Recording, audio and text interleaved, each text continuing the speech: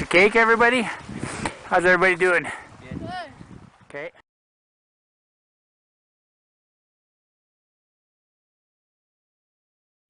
Hey friends, Martyupnorth coming at you from my acreage today on a beautiful April 24th. Squinting a little bit because the sun is in my eyes, but I am absolutely not complaining. Still a little bit of snow behind me, but you know, the winter hiking season's over and now we're getting ready to get into the early spring season and then eventually the summer season. So you saw from the title, this is a video about fords and my favorite fords, or not necessarily my favorite fords, but some memorable fords.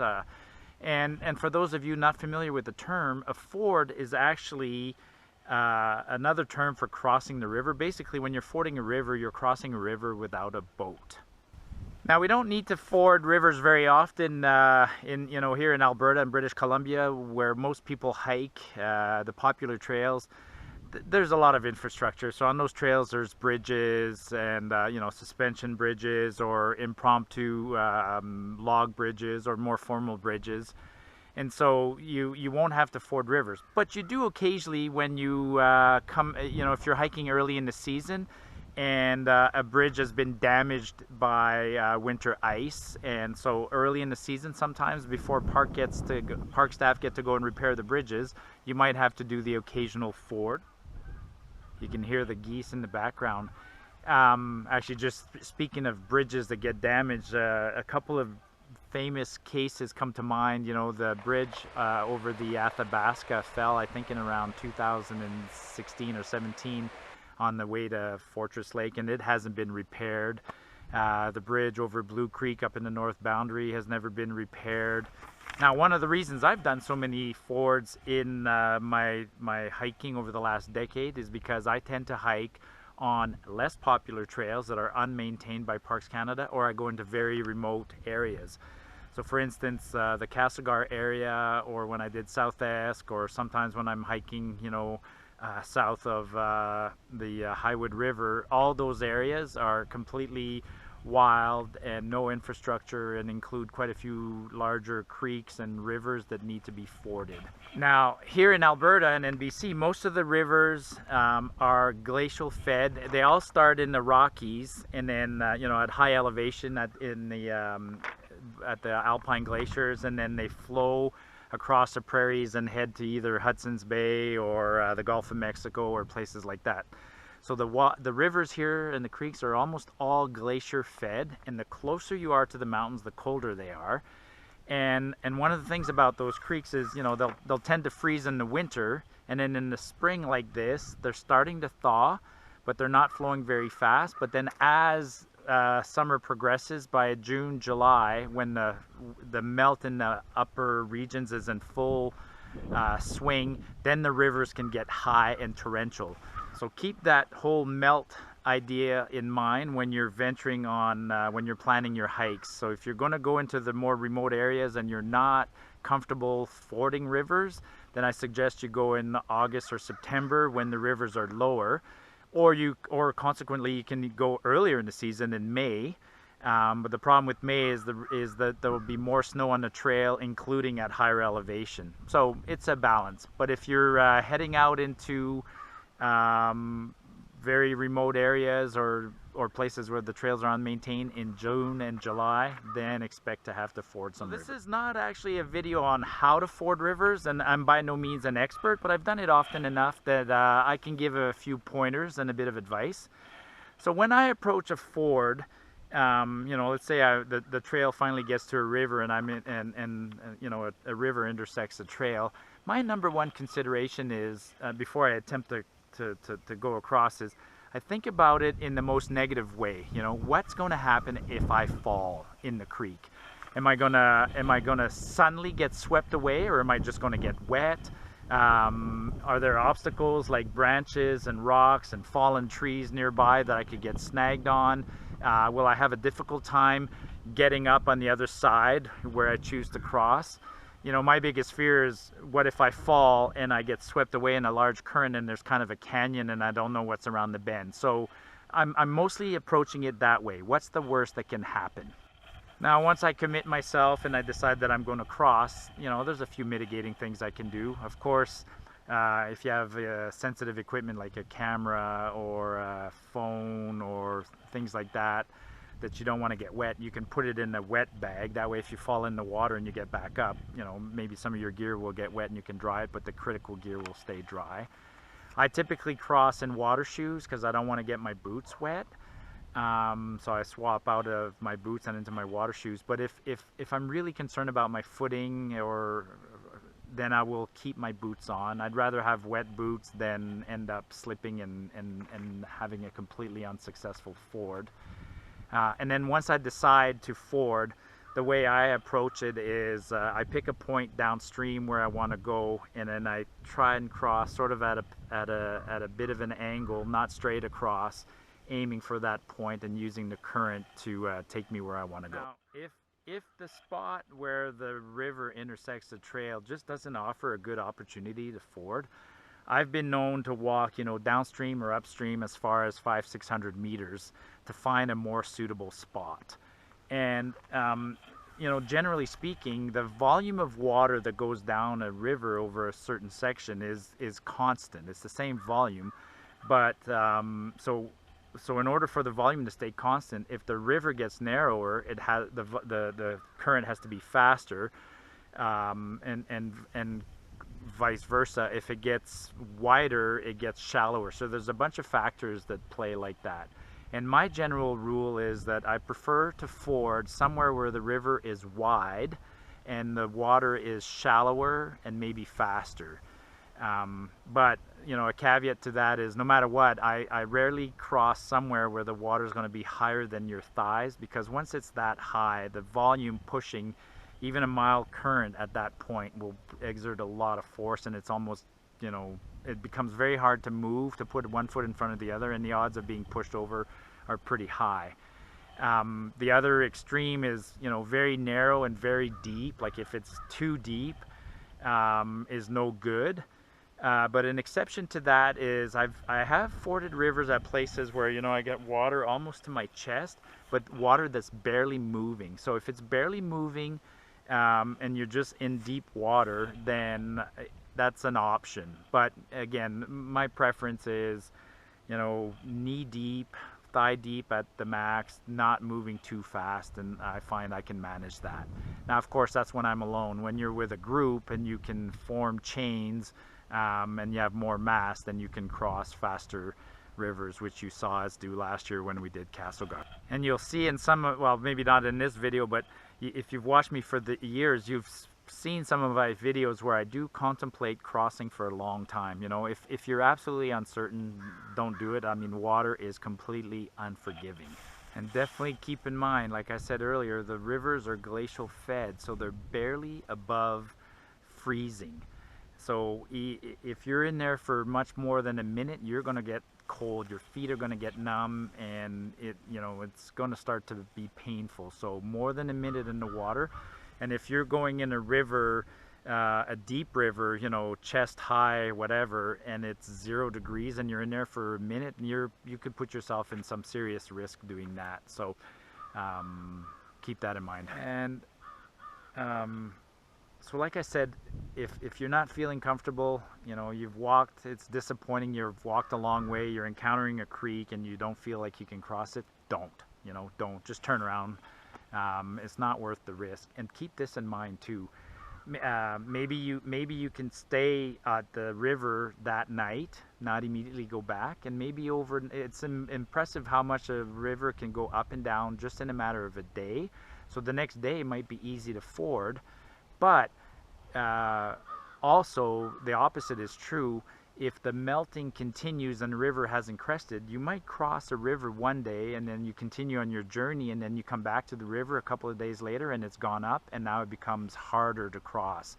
So again, we experienced that on Castlegard last year when we, you know, on the way in we crossed Terrace Creek, and then 2 days later coming back, Terrace Creek almost looked impassable. So, you know, consider that. Volumes during the peak of the snow melt, the rivers can change a lot overnight, or it could rain overnight, which would make your situation really terrible. yeah, that's all I wanted to say. Just a quick intro. Enjoyed this video. It's self-explanatory. It's just me doing Fords over the years. By all means, leave me some comments. I love to hear how you approach conditions like that, critical events like crossing a creek or some other obstacle. And leave me a like, and if you haven't subscribed before, please subscribe. And I hope to see some of you folks on the trail this summer. Otherwise, Martyupnorth saying, get off the beaten path.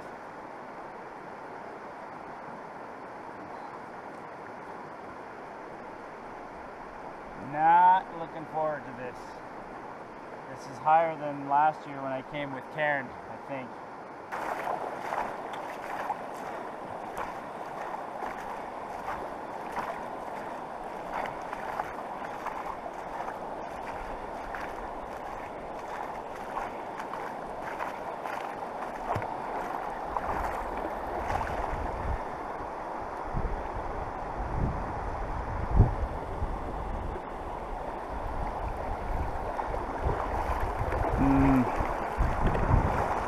Nope. Nope. Too high. Not doing this alone. Way too high. Alright, once I go, it's like committing yourself.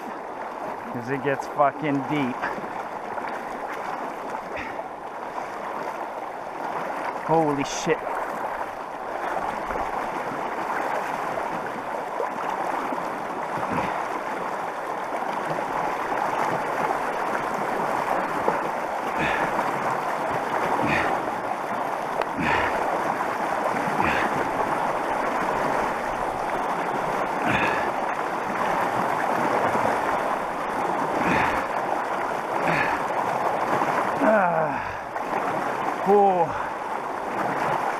I'm gonna have to find another spot to cross 2 days from now.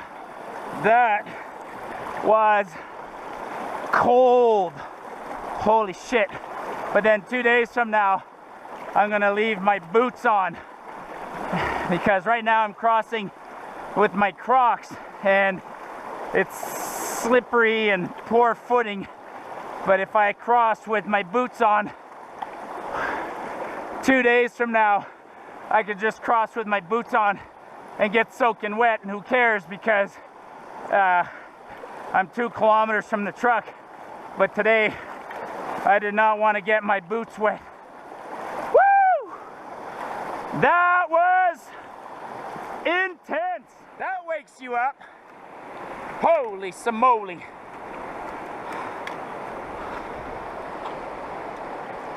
Yeah, that was up to the crotch. That was deep. And I still got this side channel here to cross. This one's downright easy. Relatively. Oh.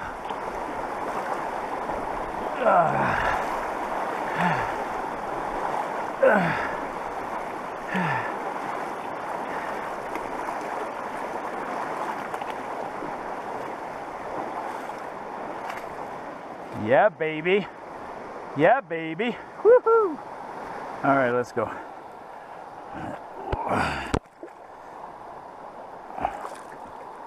Whew.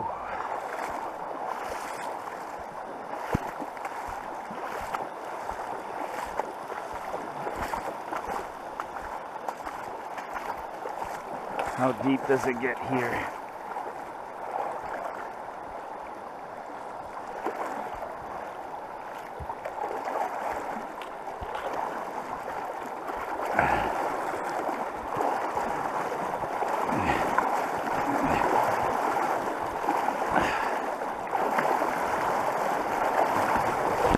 Holy shit.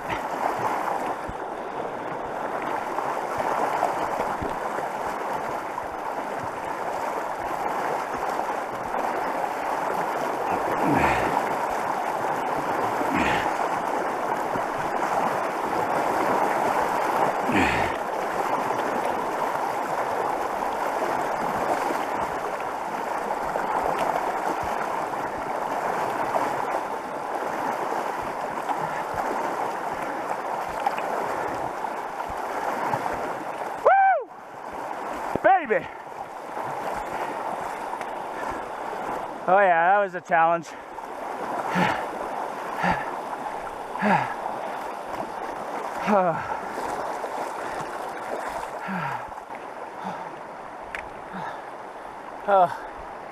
Once you commit yourself, you gotta go. Whew. We're not done yet. Weirdly enough, it was only when I was like 12, 15 seconds in that I finally felt the water go into the boots over the pants.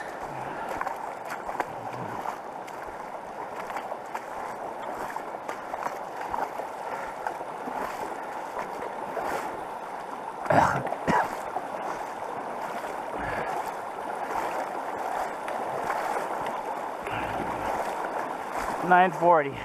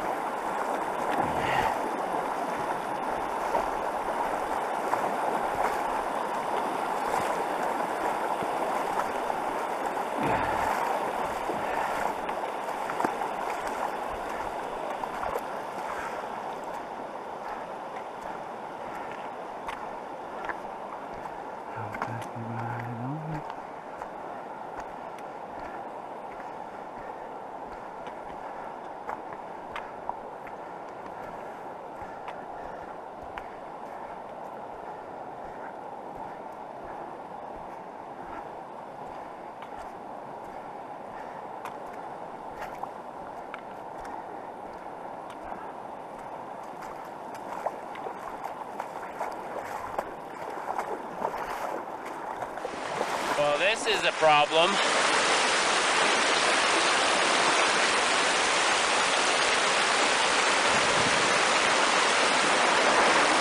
How the heck do I cross that? Right here, I guess. Not really something I'm looking forward to, but I gotta cross this river today, so it's too epic not to record it, so I'm going to cross it once with the camera watching me cross, and I'll come back to get Tika, so it should be good. Come on, Tika. Come on. Come on, on this side. Tika, come on. Tika, come on. Tika!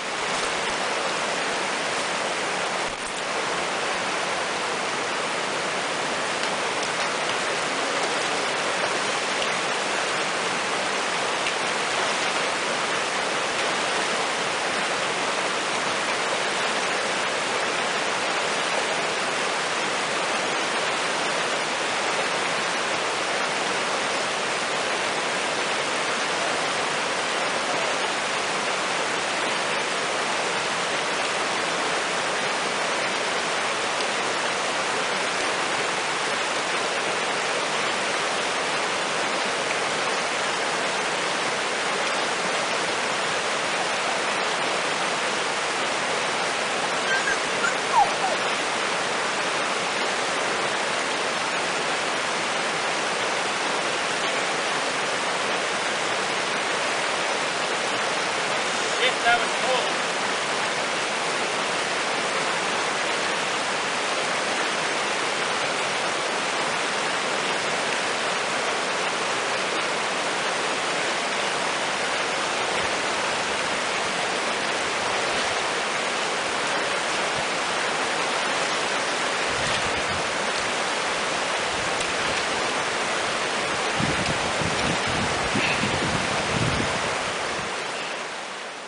Wow, I'm glad I didn't attempt that last night. I could have gotten myself in trouble. Now at least I got some sun to warm up. I'm shaking right now. When you're alone, you do calculate things and you don't take unnecessary risks. This is one of them. First crossing. Oh, you know me, I'm kind of shy. I don't like to have people take my picture. Words I've never spoken before.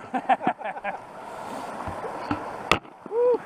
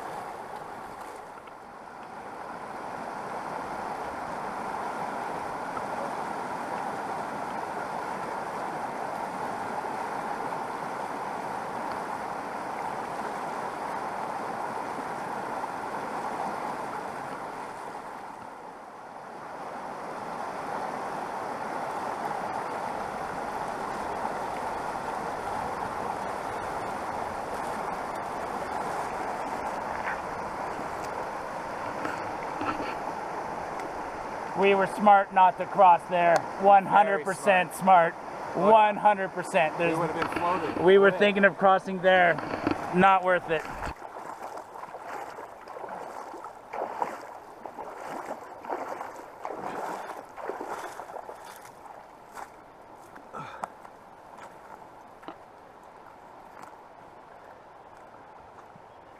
That was just an itty bitty little side channel. Here's the main river.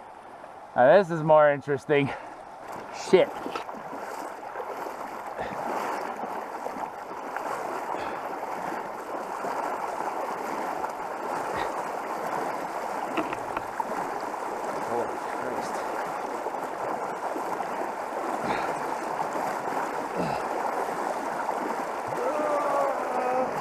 Oh, almost lost a shoe. Where is it? Still on my foot.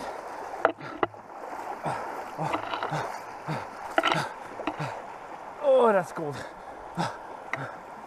Oh, my feet. I crossed it 3 times for you guys on the little one so I could film it, and 1 time on the big one. Hope you guys appreciate this. Oh, that hurts. I should admit I was kind of surprised because when I saw that, I knew that the map says I got to cross the river and stay on the other side. And when I saw that first little bit, I thought, oh, that's easy. But now, seeing how the clear water is, I have no doubt in my mind I would not have crossed. Seeing how the Siffleur is, I have no doubt I wouldn't have crossed the clear water. This is Blue Creek. I gotta cross this. There's freaking log jams on the other side, so you know that's deep. And then, I'm not sure what this is. It's man-made. Well, looks like a horse crossing here. That's where I'm going to cross. You can see the bottom, so that's a good sign, because compared to Carcajou where I couldn't see the bottom,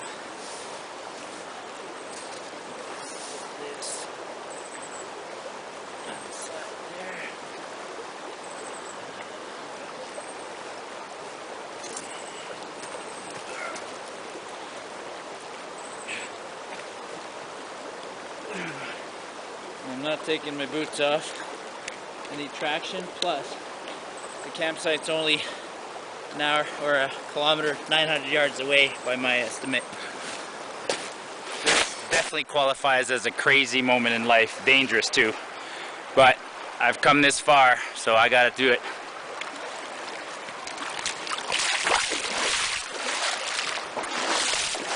Holy fuck.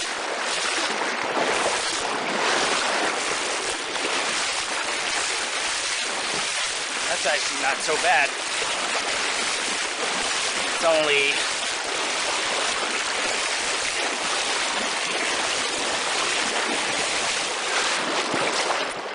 nothing to it. Woohoo! Water's going in the boots now. It's only up to my knees.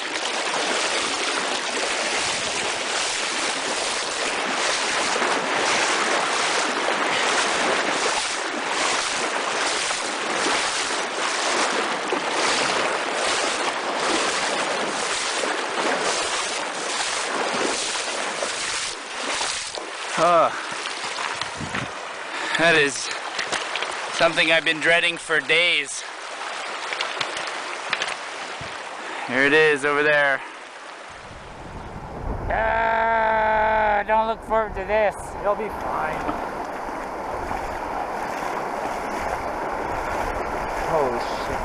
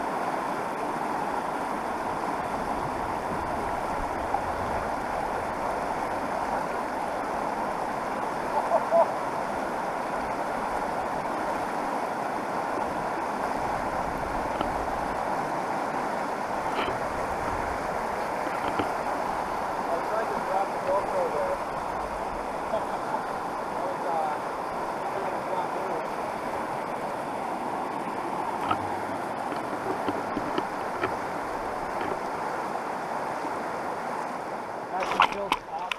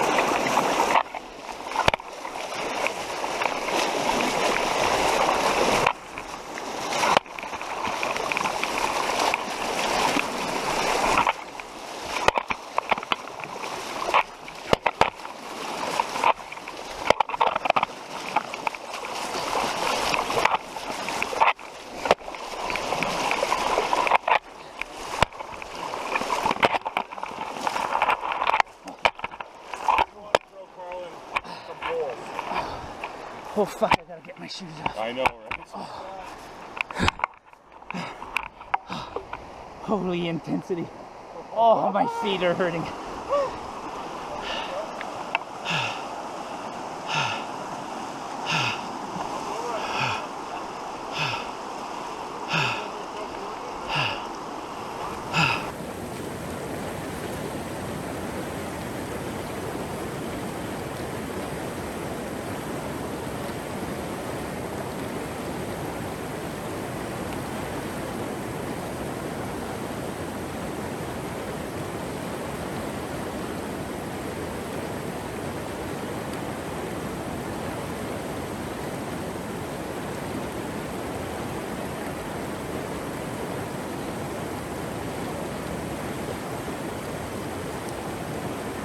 Stay low, it comes up here.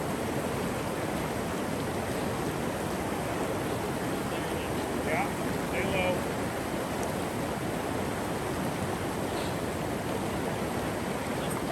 Don't pull, don't pull. Sorry, Don't buddy, fucking sorry, pull. Marty, buddy. I want to pull. I'm sorry. It's alright, I'm good. Yeah, okay.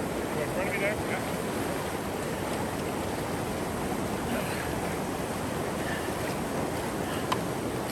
Want to hold me like that? Yeah.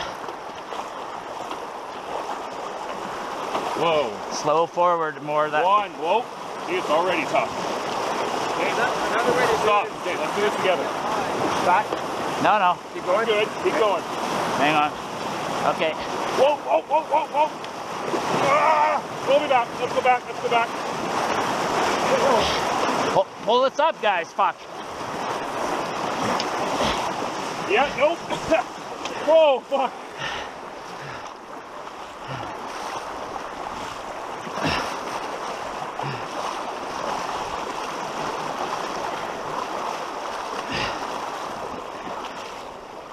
I gotta take off my socks here, my shoes here. I can't go any further. I'm frozen. Holy fuck.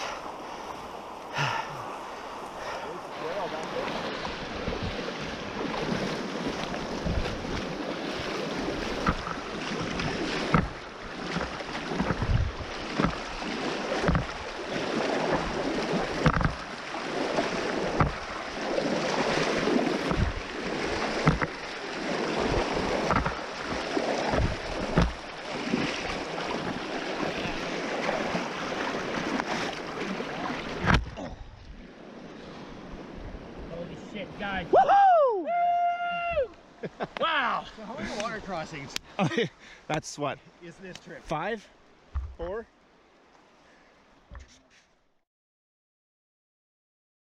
Boy, I'm approaching, I'm coming downhill, and I know topographically that I'm approaching the top of this trail and the junction where the Siffleur River and the Dolomite River merge. And right now I can hear roaring river noises. Boy, I hope one of them is easy to cross, because I'm pretty sure I got to get on the other side of the Dolomite.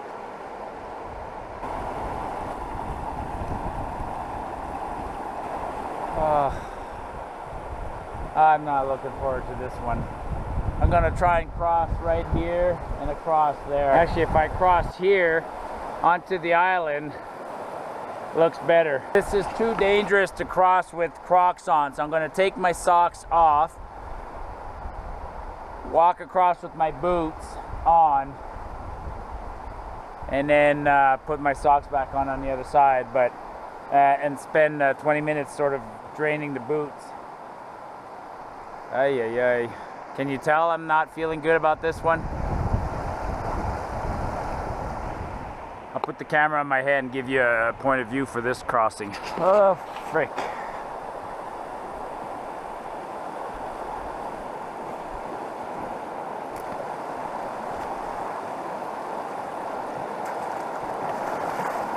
Holy shit.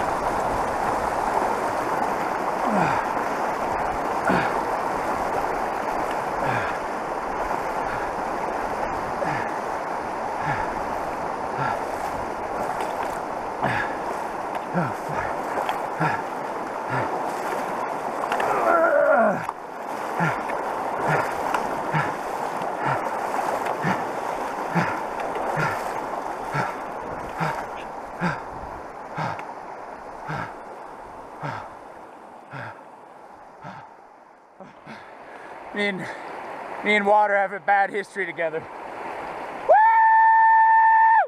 Woo! Did it! Yeah, baby! I conquered it! Woo! That was scary. Not gonna lie, that was scary as fuck. Scary.